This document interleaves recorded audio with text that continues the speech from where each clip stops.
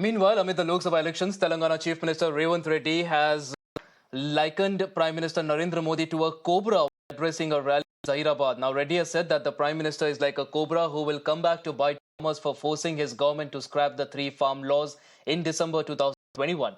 Now, the Telangana CM further warned that the Prime Minister will make farmers pay for their protests as well.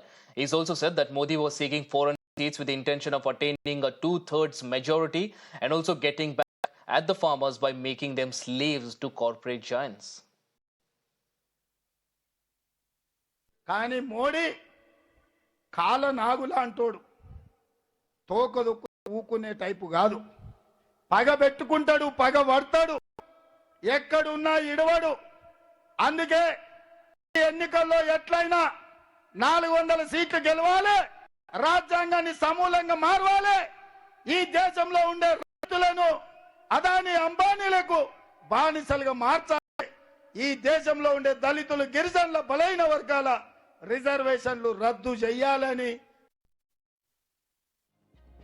On that note, viewers, let's slip into a short break. Don't go anywhere. We'll be right back.